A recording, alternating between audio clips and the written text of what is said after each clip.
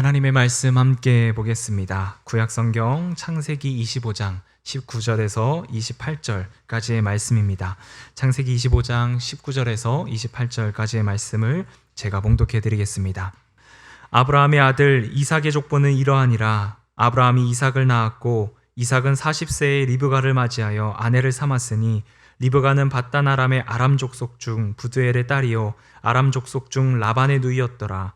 이삭이 그의 아내가 임신하지 못하므로 그를 위하여 여호와께 간구하매 여호와께서 그의 간구를 들으셨으므로 그의 아내 리브가가 임신하였더니 그의 아들들이 그의 태 속에서 서로 싸우는지라. 그가 이르되 이럴 경우에는 내가 어찌할꼬 하고 가서 여호와께 묻자온대 여호와께서 그에게 이르시되 두 국민이 내 태중에 있구나. 두 민족이 내 복중에서 나누이리라. 이 족속이 저 족속보다 강하겠고 큰 자가 어린 자를 섬기리라 하셨더라. 그 해산 기한이 찬즉 태에 쌍둥이가 있었는데 먼저 나온 자는 붉고 전신이 털옷 같아서 이름을 에서라 하였고 후에 나온 아우는 손으로 에서의 발꿈치를 잡았으므로 그 이름을 야곱이라 하였으며 리브가가 그들을 낳을 때에 이삭이 60세였더라. 그 아들이 장성함에 에서는 익숙한 사냥꾼이었으므로 들 사람이 되고 야곱은 조용한 사람이었으므로 장막에 거주하니 이삭은 에서가 사냥한 고기를 좋아하므로 그를 사랑하고 리브가는 야곱을 사랑하였더라. 아멘. 오늘은 야곱의 세움행전 두 번째 시간으로 선택과 편애라고 하는 제목으로 함께 말씀을 나누고자 합니다. 여러분들 이제 야곱의 이야기를 그리고 이제 그 성경에 나오는 말씀들을 쭉 살펴볼 때요, 좀 집중해서 이제 우리가 한번 살펴봤으면 좋겠다 생각이 듭니다. 이건 원고에 없는 이야기인데 한번 이런 그 질문을 통해서 설교를 시작하면 좋겠다라는 생각이 듭니다. 아브라함이 이삭을 이렇게 낳았잖아요. 맞죠? 그러면 아브라함과 이삭이 함께 살았을 겁니다. 그리고 이삭이 야곱을 낳았잖아요. 그러면 이삭과 야곱이 함께 살았을 겁니다. 그러면 아브라함과 야곱이 함께 살았을까요? 그러니까 3대가 함께 살았던 시기가 있었을까요? 어떨까요? 뭐 전혀 관심도 없고 살았던 말던 그게 뭐가 중요하냐라는 생각을 했겠지만 참 중요한 의미가 그 안에 담겨 있습니다. 아브라함 보세요. 이렇게 성경을 보면서 한번 생각을 해보세요. 아브라함이 이삭을 몇 세에 낳았죠? 100세에 낳았다라고 기록하잖아요. 그러면 그 이삭은 야곱을 몇 세에 낳아요? 오늘 본문에 보니까 60세에 낳았어요. 그러면 아브라함은 몇 살까지 살았을까요? 성경에 보면 175세까지 살았잖아요. 그러면 아브라함과 야곱이 함께 겹쳐졌던 시간이 더하기 빼기 하면 몇 살일까요? 15년. 네. 아마 할아버지 아브라함의 무릎 앞에서 야곱은 성장하고 자랐으리라고 생각합니다. 그래서 아브라함이 경험했던 그 믿음의 시기, 그리고 아브라함이 하나님을 만났던 이야기들을 야곱도 듣고 물론 에서도 들었을 겁니다.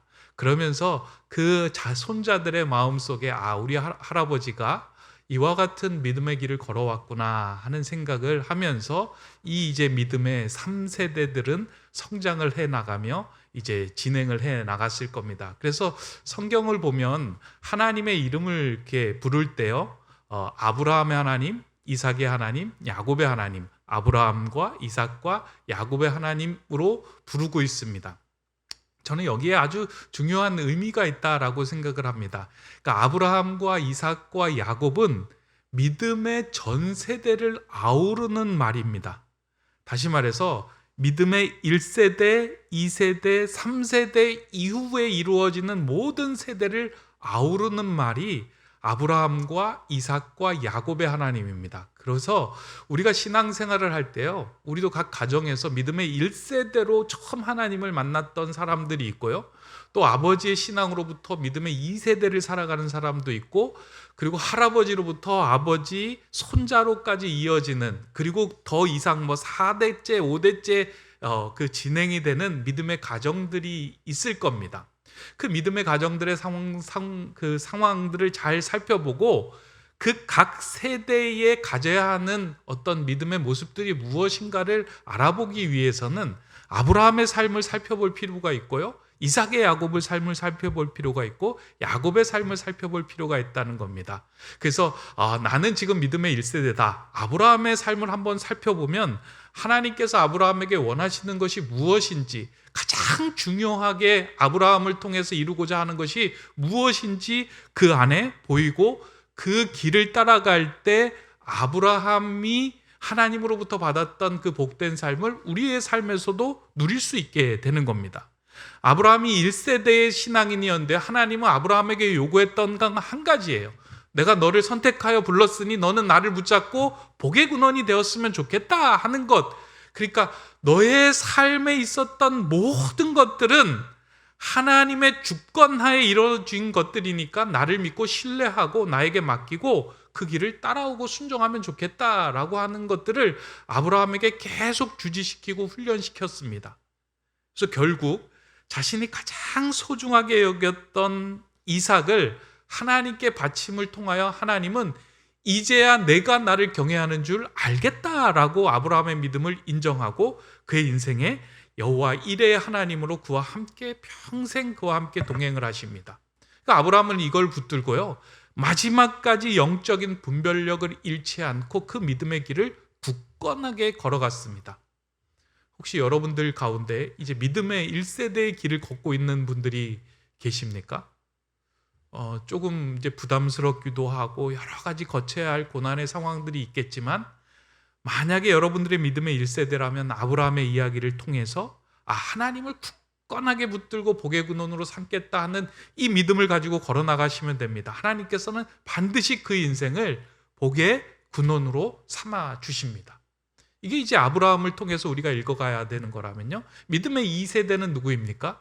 아브라함으로부터 태어난 이삭이 믿음의 2세대 아니겠습니까? 그러니까 이삭의 삶을 자세히 들여다보면 믿음의 2세대로 이 땅을 살아가고 있는 성도들, 그러니까 우리들이 어떻게 살아가야 하는지가 잘 그 속에 담겨져 있습니다. 그러니까 아브라함의 모습을 모델하우스처럼 이삭은 여겼어요. 그러다 보니까 아버지가 했던 일을 그대로 따라합니다. 아버지가 하나님을 만나서 모든 상황에서 예배했다면 뭐 다른 것 따지지 않고 자신이 거주한 곳에서 먼저 예배를 드려요. 그 아브라함의 실수도 그대로 따라 하잖아요. 그래서 자신의 아내를 누이라고 속이는 그 실수를 행합니다. 믿음의 모델 하우스로 삼은 아브라함을 따라서 그대로 이삭은 살아가는데, 아버지 아브라함이 보았던 하나님을 신뢰하며 따라갔을 때 그 복을 누리기도 했지만, 사실 이삭에게 부족했던 부분들이 이제 성경을 읽으면 한 가지 등장을 하는데요, 이 모태신앙이 가지고 있는 한계입니다. 이게 모태신앙은 나의 의지로 나의 열정으로 하나님을 만난 사람들이 아니에요. 아버지를 통해서 내가 신앙을 받았어요.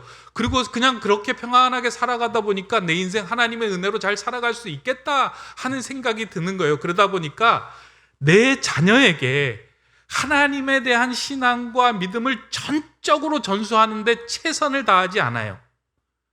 나도 그냥 그렇게 살아갔는데 너도 하나님께서 보호해 주실 거야 라고 그냥 믿고 방임하는 것들이 많이 커요.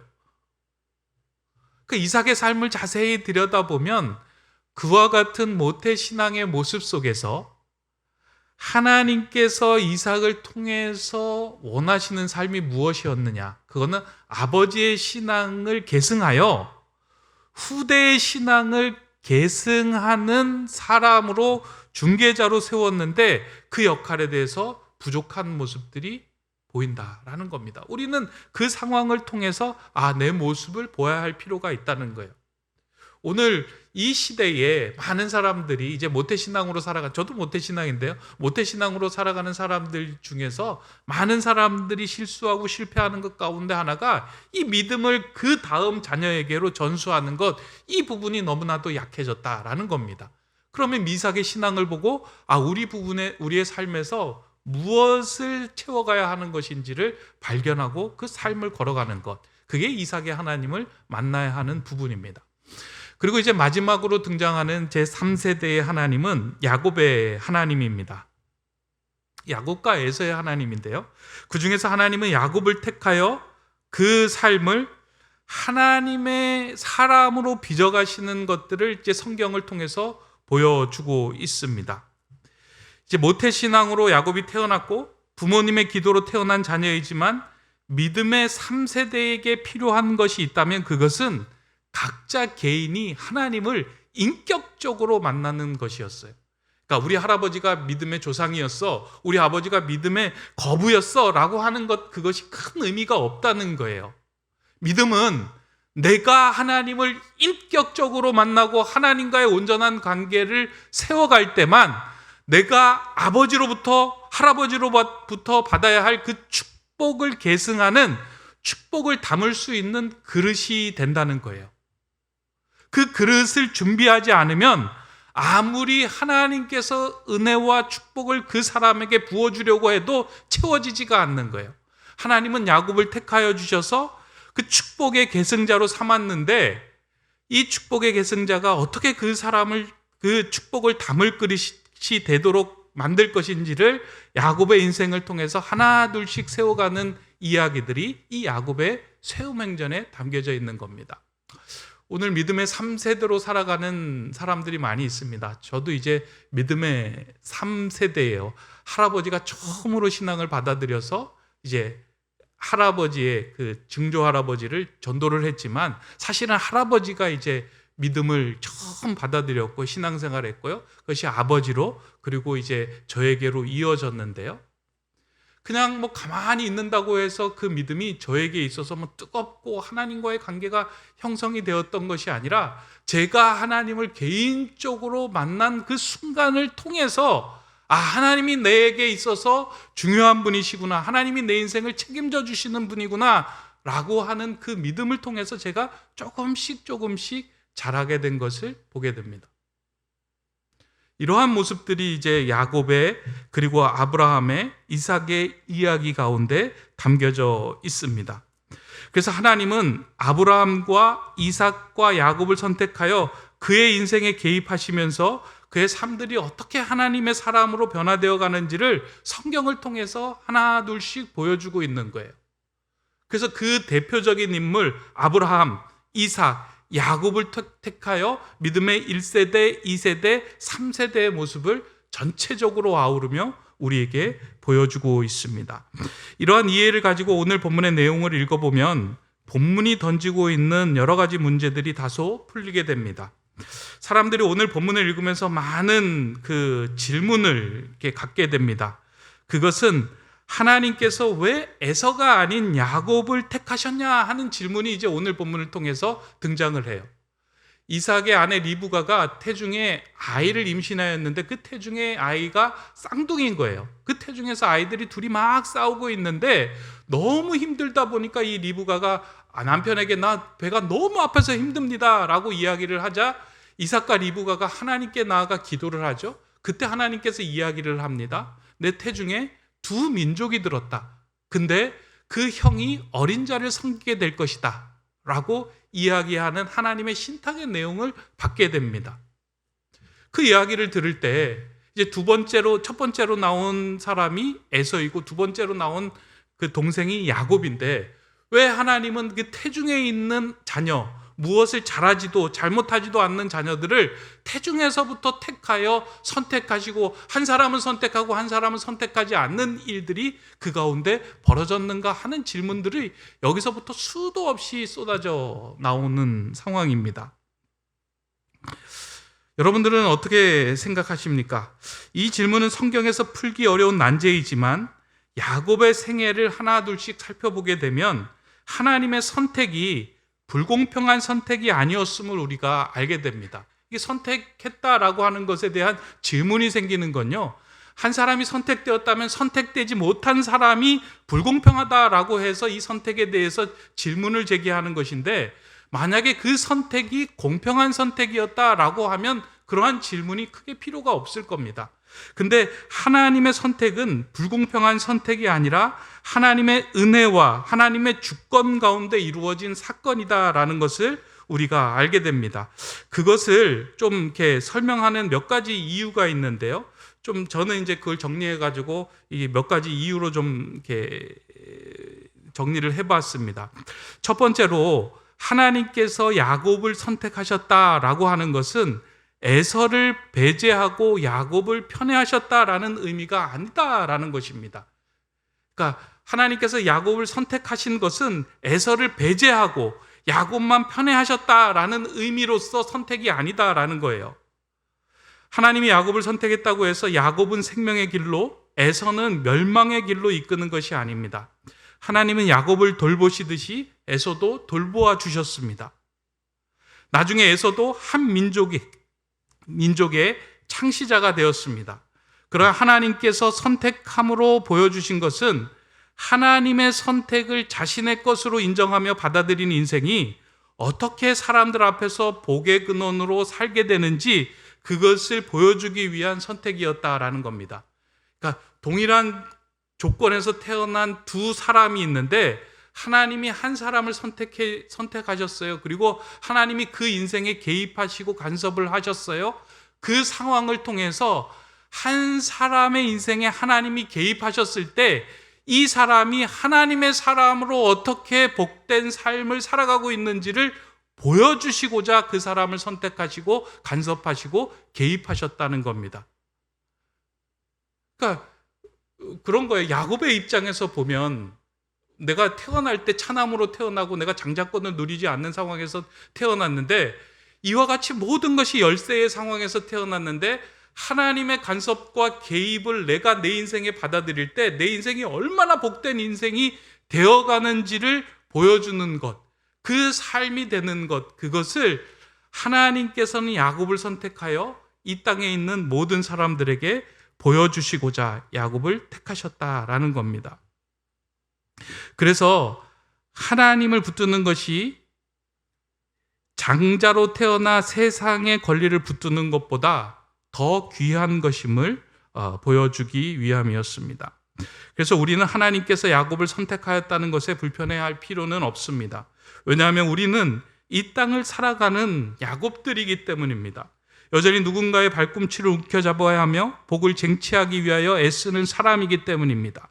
그럼에도 불구하고 야곱을 하나님께서 선택하심은 하나님께서 한 사람의 인생에 개입하셔서 하나님을 중심으로 살아가는 삶이 어떠한 것인지를 상대적으로 보여주기 위함이었다라는 겁니다. 이게 이제 첫 번째 이유인데요. 두 번째 이유는 하나님께서 야곱을 선택하심은 하나님의 사람으로 연단하는 과정을 보여주시기 위함이다라는 겁니다. 그러니까 하나님께서 선택했으면 평탄한 길로 가야 하는데 하나님께서 선택한 자를 하나님의 사람으로 빚어가는 그 연단의 과정을 야곱을 통해서 보여주는 거예요. 그래서 선택이 편애의 과정이 아니라 하나님의 사람으로 빚어가는 과정임을 우리가 보게 됩니다. 하나님께서 선택하신 야곱은 그 인생에서 수많은 고난과 아픔의 순간을 보내게 됩니다. 가족과 헤어지는 것으로부터 시작해서 외삼촌의 집에서 노동력을 장시간 착취당했던 일까지 장자권을 얻고 축복의 기도를 받았음에도 불구하고 그는 쉽지 않은 인생을 살아가게 됩니다. 하나님의 축복을 받고 기도 가운데 태어났으면 그의 인생은 제대로 풀려야 하는데 그의 삶은 고난의 연속이었습니다. 왜 이러한 일이 야곱에게 벌어졌을까? 그것은 야곱이 축복의 선택은 받았지만 그 축복을 담을 그릇이 되지 않았기 때문입니다. 하나님은 야곱이 축복을 담을 그릇이 되도록 연단의 시간을 보내도록 하신 것입니다. 하나님은 선택한 자를 반드시 축복합니다. 편애가 아니에요. 예수님께서 제자들을 선택을 하셨을 때, 12제자를 선택하셨을 때 그들을 편애하고자 그들을 택하신 것이 아니고요. 하나님의 사람으로, 하나님의 제자로 하나님을 믿고 신뢰하는 사람들이 어떠한 길을 걸어가는지 많은 사람들에게 보여주기 위해서 그들을 함께 3년간 데리고 다니면서 빚어주시고 격려하시고 온전한 사람으로 만드는 과정을 이렇게 겪게 된 겁니다. 사람이 그 축복을 받을 그릇이 될 때까지 하나님께서는 연단해 나가십니다.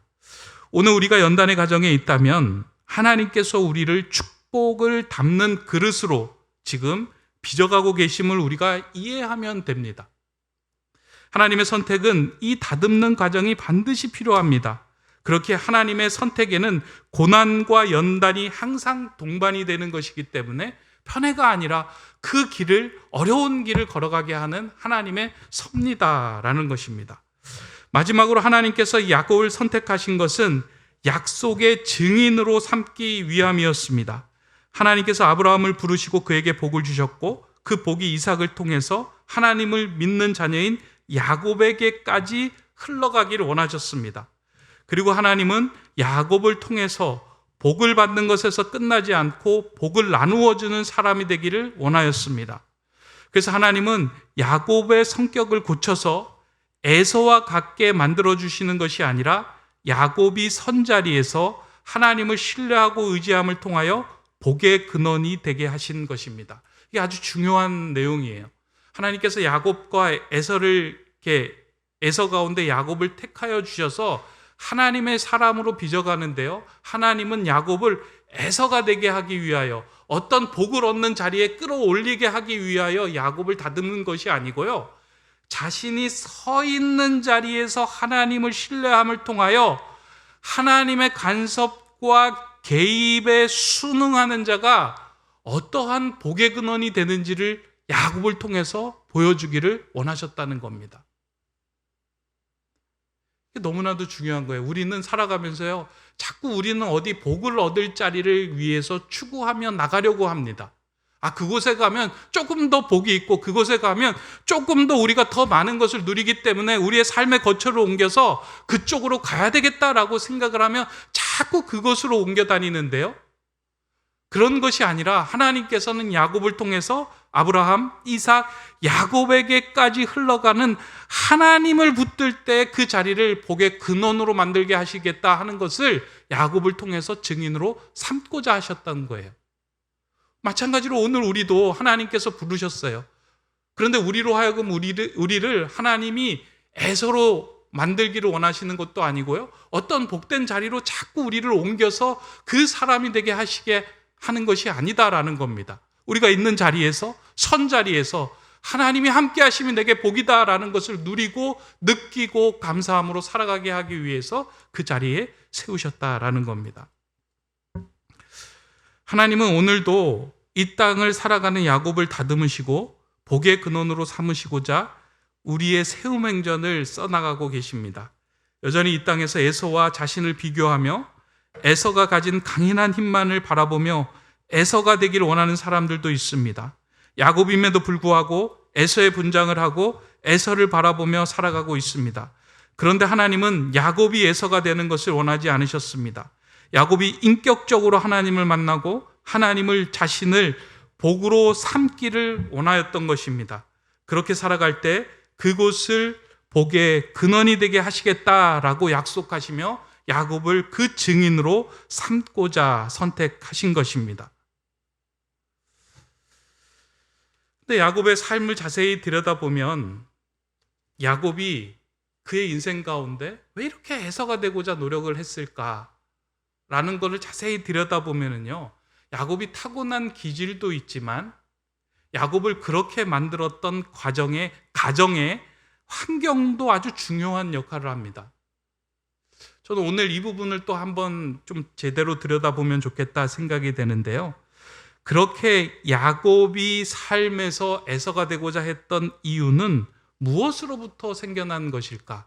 또 오늘 본문에서 그에 대해서 좀 이야기를 하고 있는데 그것은 부모의 편애 때문에 그와 같은 일이 벌어졌다라고 성경은 이야기합니다. 하나님이 한 인생을 선택하는 것과 부모들이 자녀를 선택하여 마음을 쏟는 것, 이것이 비슷해 보이지만 이는 전혀 결이 다릅니다. 하나님의 선택은 한 인생을 하나님의 사람으로 다듬어 가지만 부모의 편애는 한 인생을 비교와 상처의 악순환에 갇히게 만든다는 겁니다. 하나님께서 한 가정을 세워 가시는데요, 그 가정 속에서 선택하는 사건을 보여주는 한편으로는 부모의 편애로 이루어지는 모습, 비극적인 모습도 그대로 오늘 본문에서는 다루고 있습니다. 오늘 본문을 보면 이삭과 리브가가 믿음의 2세대로서 가장 큰 실수를 한 것이 무엇인지를 보여주는데 본문 27절, 28절의 말씀입니다. 제가 한번 읽어드립니다.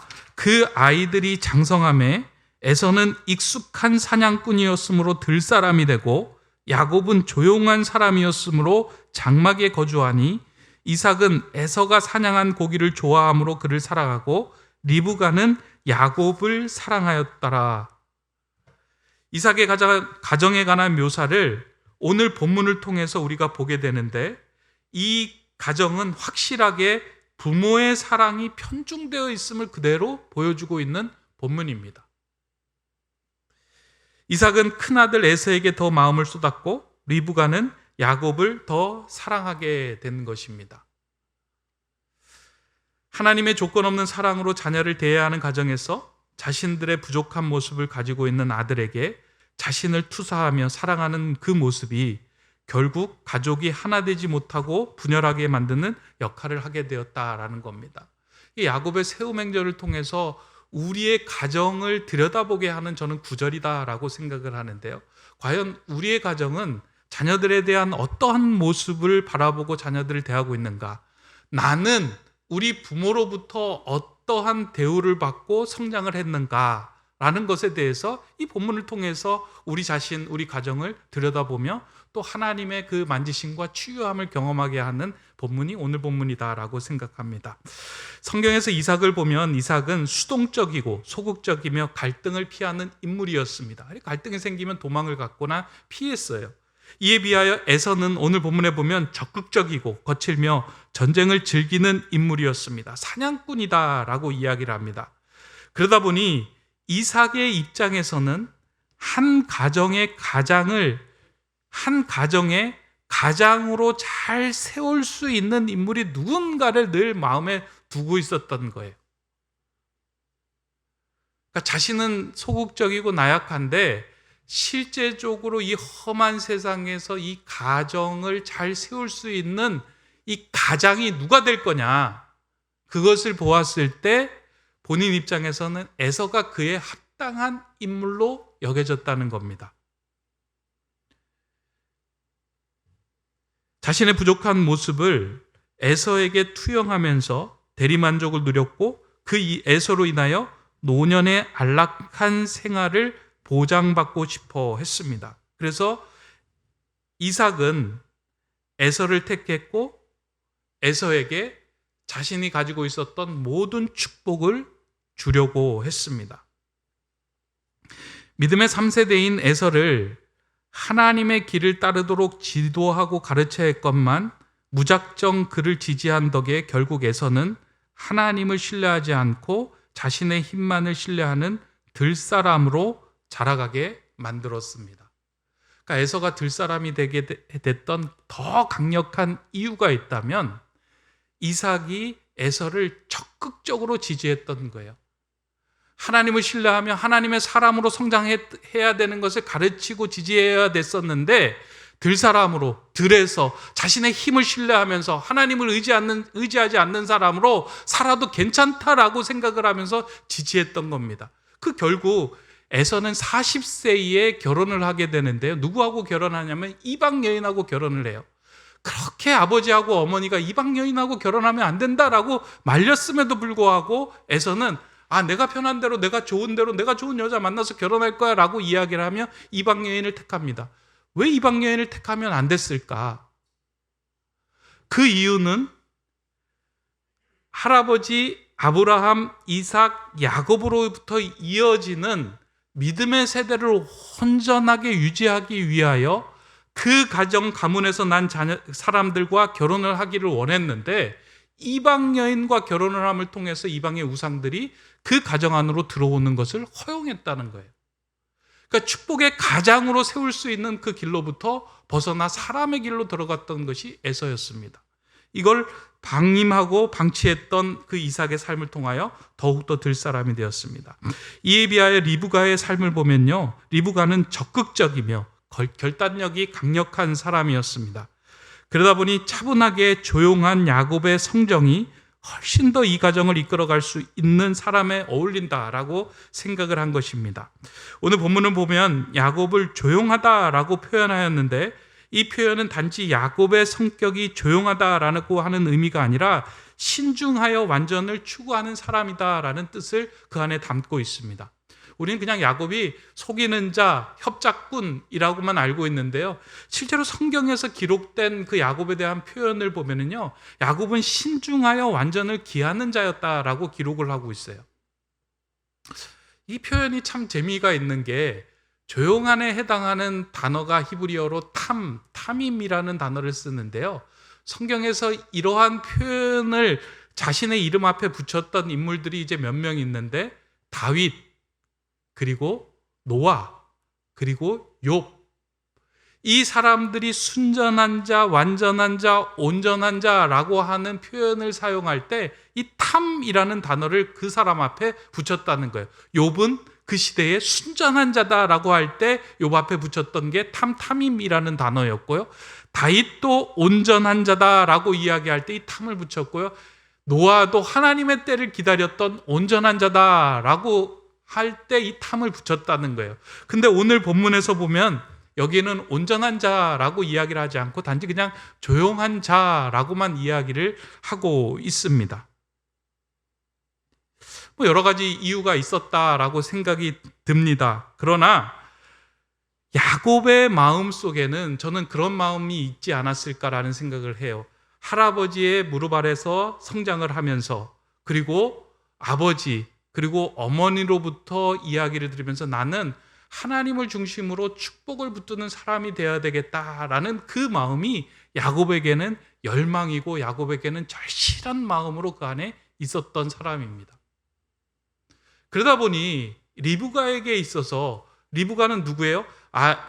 태중에 있는 아이에 대해서 하나님의 신탁을 들었던 사람 아닙니까? 그러다 보니까 야곱에게 더 마음이 갔던 사람이다 보니까 야곱을 더 편애하고 야곱에게 더 마음을 쏟았던 겁니다.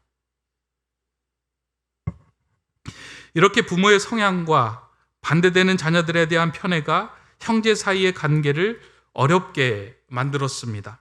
믿음의 가정에서 믿음을 말하고 하나님의 축복을 이야기하는 것도 중요하지만 일상에서 부모들이 무엇을 집중하고 어떻게 살아가느냐, 무엇을 중요하게 여기느냐에 따라서 자녀들의 삶이 결정이 되는데 그 부모의 삶이 자녀들에게 그대로 녹아든 거예요. 그러다 보니까 더 부모들이 추구하는 것을 얻고자 자녀들의 삶이 더 강화된 모습들이 야곱을 통하여, 에서를 통하여 보여준 것입니다.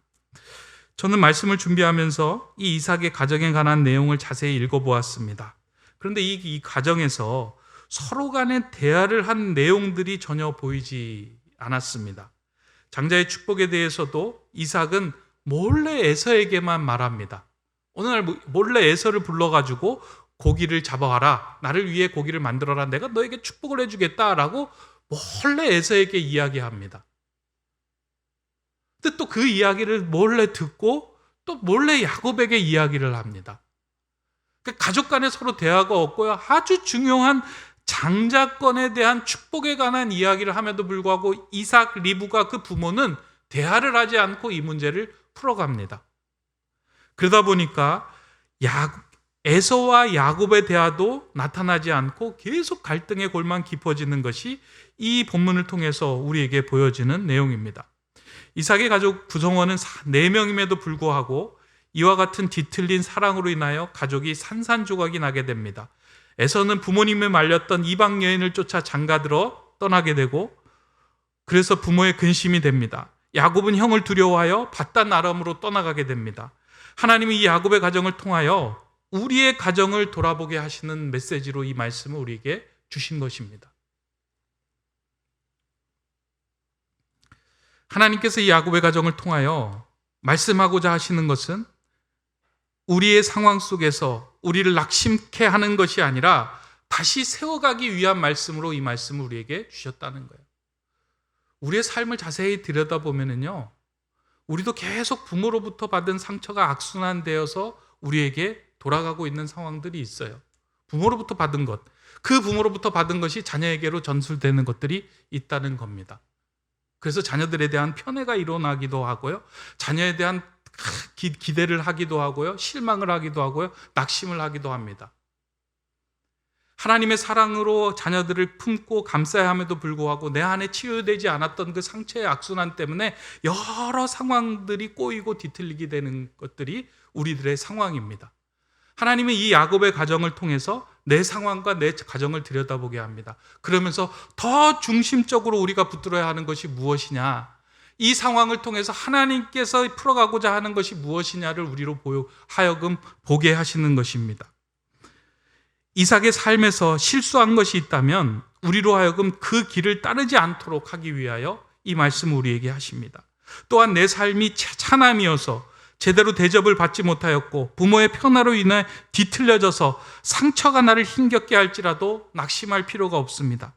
왜냐하면 하나님께서 이제 야곱을 선택하여 주셔서 그 야곱을 통하여 하나님의 세움행전을 써나가시는 길을 우리에게 보여주십니다.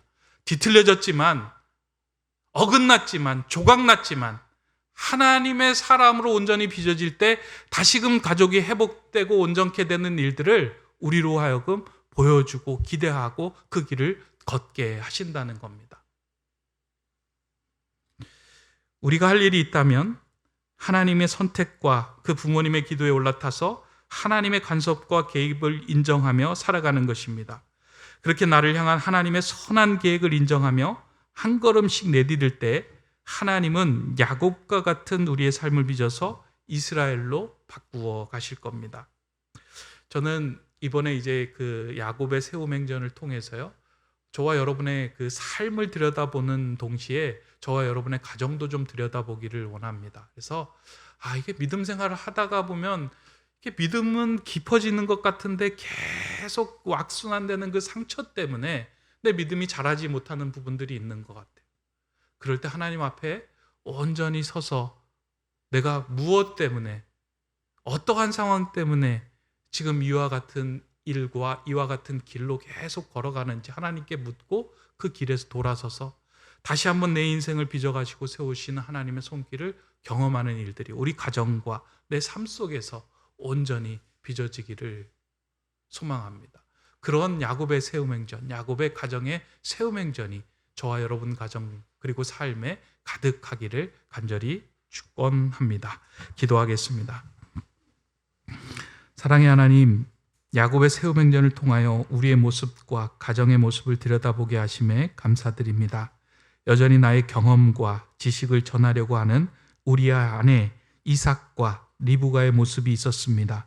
가정의 상처로 인하여 뒤틀린 내 안에 야곱이 있었습니다.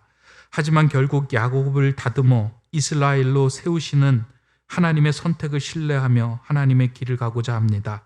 내 삶을 주님께 내어드리오니 하나님께서 빚어주시고 복을 담는 그릇으로 온전히 만들어 주시옵소서. 하나님의 세움행전을 기대하오니 나를 빚어 주시옵소서. 예수 그리스도의 이름으로 기도드립니다. 아멘.